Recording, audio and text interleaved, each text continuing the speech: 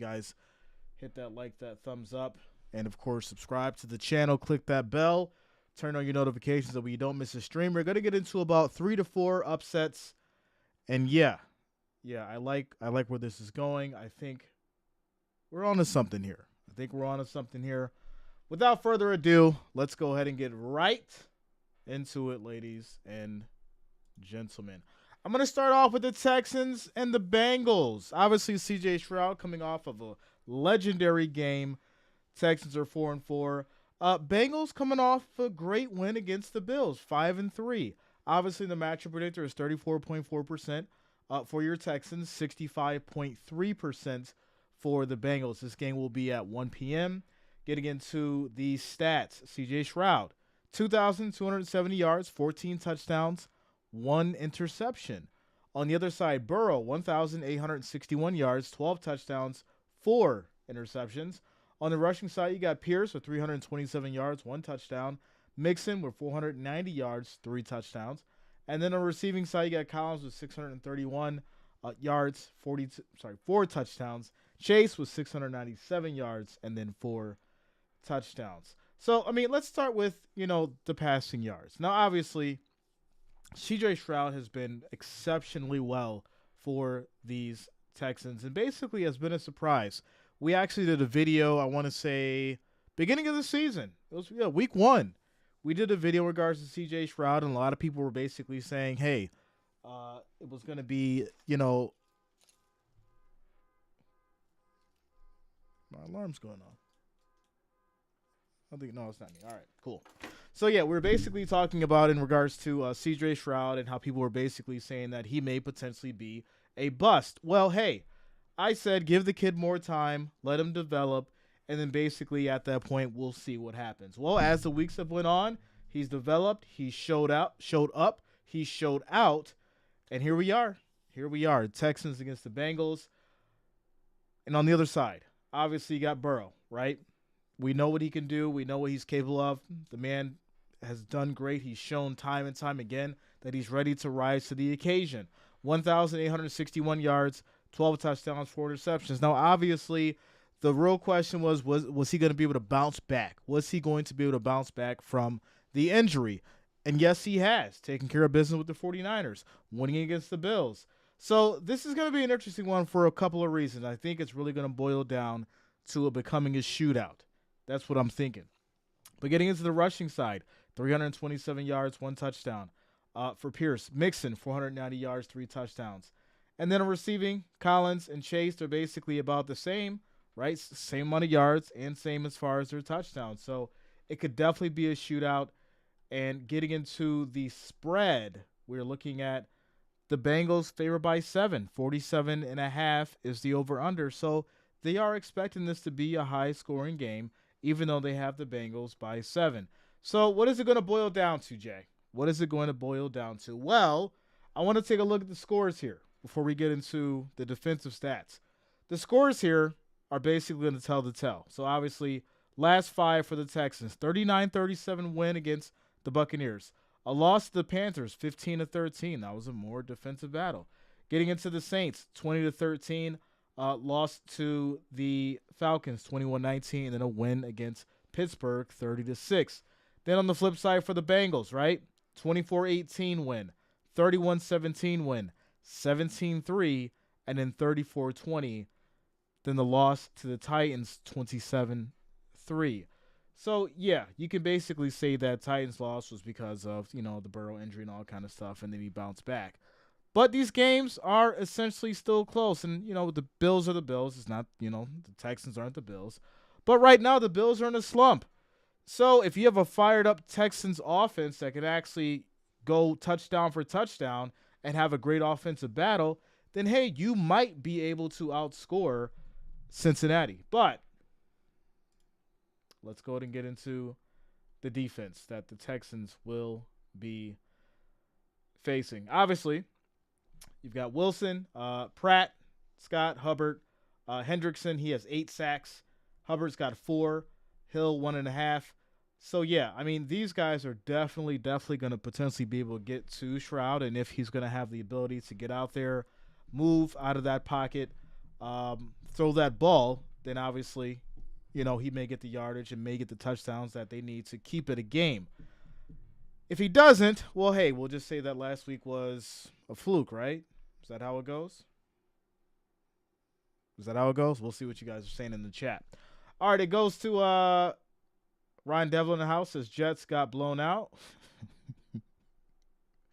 we know that, Ryan. We know that. Jacob says, let's go, Texans. Beat the Bengals. Okay. Ryan says Shroud is him. Shroud over Burrow. Wow. Okay. Carlton says Bengals by 17. Shroud is better than Burrow. Come on now. Are we going to say that? What's up, Jeff? What's going on with you? You guys are funny. Young is a bust. I mean, I don't want to say he's a bust yet, right? There's still some football to be played. There's still, like I said, it goes back to the development thing. Is he a bust? No. Is he doing great? No. He just needs more time. Right? It's far in between that you have a player like Shroud that comes out, learns the defense very fast, learns the cadence, understands how to work in that pocket and then move when he needs to and be able to throw that ball. And you're going to have some players who develop faster than others, and that's going to be, what Shroud is doing right now. Timo says, y'all sleeping on the Bengals, Tempur-Pedic style. Ryan says, I take Shroud over Burrow any day. He's the better quarterback. Oh, my goodness. Carlton says, I got the ponies for the major upset for the weekend. Ponies by 6. Okay. Timo says, was Josh on a bus day, Jay? I mean, in the beginning, listen, we were hard on Allen. For those who are true Bills fans, you know that we gave Allen the business before he, became great. It became elite. So, yeah, without a doubt, he started off terrible. And it took some time, but we've seen the promise that he had. And we've seen that, he could become great. That's the difference, right? I think a true bust is someone that goes out there and then, is just terrible and then it gets immediately cut or, put to the bench. That's what I think a bust is, to be honest. All right. 357 says, welcome to Detroit City. Shout out to you, 357. So, yeah, I mean, getting into the defensive stats, I do feel like, the Bengals defense will give chase to Shroud. They will disrupt the pass. As far as the run goes, they're definitely going to stop that. So he's going to have to move that ball. Shroud is definitely going to have to figure out how to move that ball. And, he hasn't been having too much of an issue. And we can go back to the schedule and look at the teams that he's played in the different defenses. Obviously, they took the loss to the Ravens 25-9. They lost to the Colts 31-20, but they won against Jacksonville. And that score is 37-17. So when I look at that score, I say, okay, Shroud was able to put up that many points, and also their defense only allowed 17 of Jacksonville. And Jacksonville, I think to a certain degree, may have a potentially better defense than the Bengals right now. And I'm not saying it's way over the top, but I'm saying that it's definitely an edge over the Bengals right now as far as defense goes. Then we've got, obviously, the win against Pittsburgh, which they also have a strong defense as well. Another 30-point game, right? 30-6. They did lose to the Falcons 21-19, but then they bounced back against the Saints 20-13. And then, lost to the Panthers 15-13, and then won against Tampa Bay Buccaneers 39-37. So once again, the key factor here is definitely going to be whether or not Shroud can fight through it, make the same plays that, coming off of this 470-yard route that he did, and, make it a game. Make it a game. So, obviously, I already gave you guys my prediction, right? I did say Bengals, but this will be a game that is on upset alert, and I do think it's going to be a good one, without a doubt. All right. Next up for our upset alerts, the Lions and the Chargers.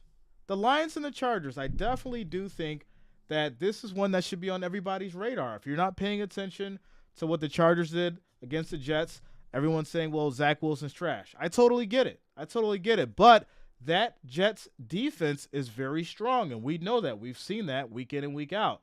So what Herbert was able to do was carve up that defense. And also the defense on the Chargers stepped up, and we haven't seen them ball out as hard as they did. Now, granted, it is against, Zach Wilson. And Jared Goff is no Zach Wilson. I totally get it. But coming off a win like that, it definitely gives the Chargers some momentum, especially being at home, right?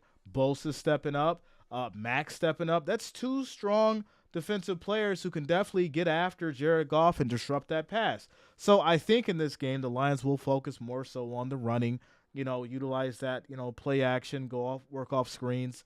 And, just so they can potentially get rid of the ball a little bit quicker and not have to let the play develop. Obviously, as the time sets in, we'll probably see Jared Goff moving the ball a little bit more later on in the game. But I definitely think Detroit's going to start off with the run to try to avoid any kind of issues from the pass rush specifically. Shout out to Diminish. What up, man? What's going on with you? Tyrone in the house is sometimes it depends on the system. That's true. Shout out to Brock, even though it's not working right now. Timo says everybody counts the Bengals out, but the accountant counts them in. So keep hating y'all.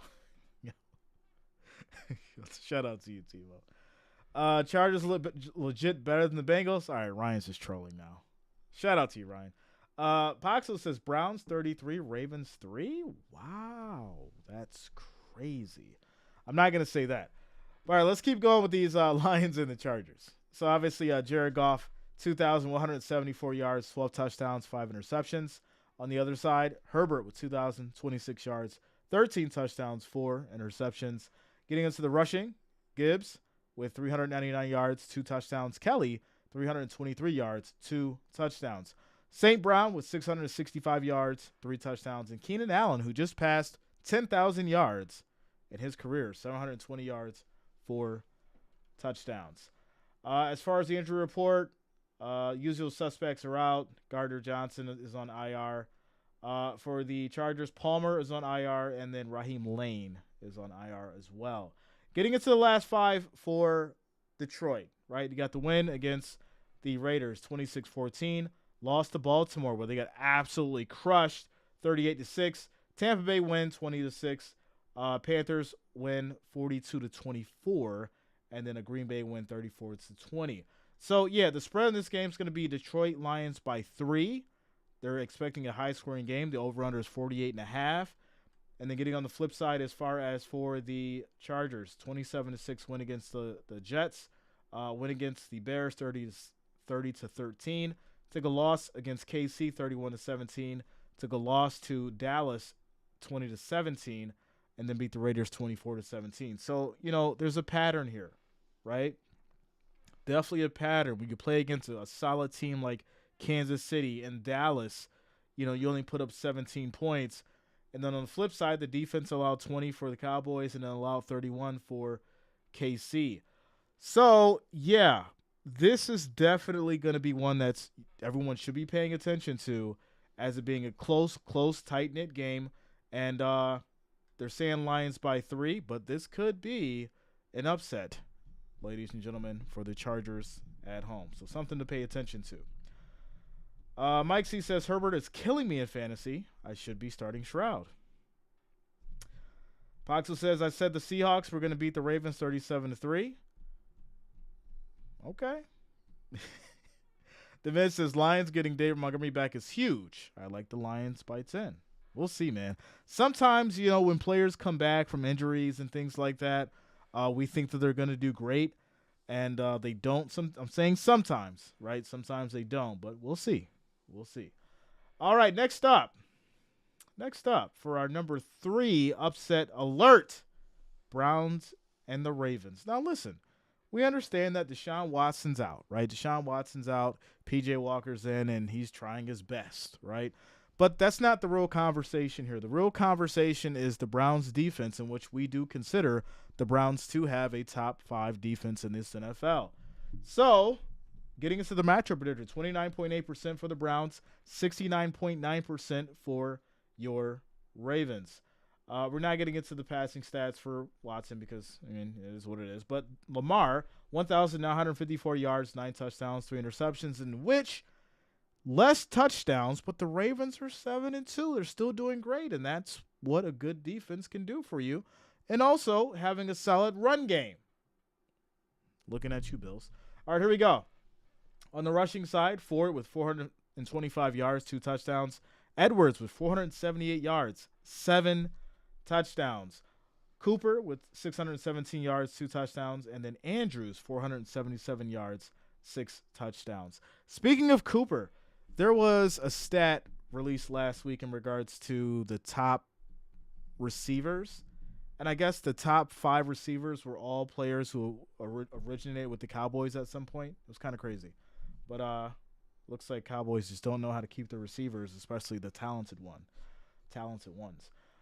So, injury report, Greg Newsome, Alex Wright, Jedrick Wills, Cameron Mitchell, Pierre Strong are out. For the Ravens, Kayvon Seymour, Morgan Moses, Marcus Williams, and Rocky Sin are questionable. Getting into the last 5 for the Browns, 27-0 win against Arizona. And that's Arizona. Seahawks, lost to the Seahawks 24-20. Won against the Colts 39-38.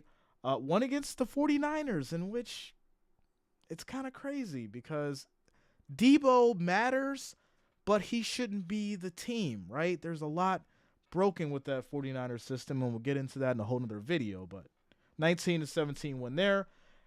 Lost to Baltimore October 1st, 28-3. So, yeah, this is the payback game. It doesn't matter what happened, right, October 1st. We're already past that. We're done with that. This is the payback game, right? You're back here now. It's a dog fight, right? You're going to have a situation where you see, I definitely think, a close, tough defensive battle. I did obviously give Baltimore the win on the prediction, but this should be on upset alert. There's going to be a lot of emotions. We'll see if P.J. Walker can actually rise to the occasion this time because Deshaun is still out. But the biggest thing on this game is going to be the kind of adjustments going into Ravens at home again, and whether or not they're going to actually going into the Ravens territory and actually going with the defense adjustments to take the win potentially. So Ravens are by 6, favorites by 6, and what's crazy is they're not even giving them a touchdown, but they are expecting a low-scoring game at 38.5. So this does pique my interest looking at the odds there. This does make me wonder, why Vegas is thinking that as well, because Ravens are coming off a serious and strong win. And, yeah, they're calling a close one for these Browns. So we're going to have them here for the upset alert as well. We'll see what happens. All right. Last one, ladies and gentlemen. Last one for the upset alert. And I hate doing this. It. It hurts. Broncos and the Bills. Monday Night Football, prime time. And yes, you see a matchup predictor at 20.9%. You see the Bills at 78.9%. We're at home. I really feel like, right, at this point with the Bills, anything can happen.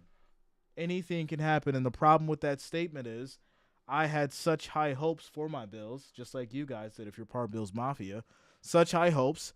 And, knowing that this team that we've been following for all these years will be able to come out this year strong and keep going as these Super Bowl contenders that everybody knew they could be.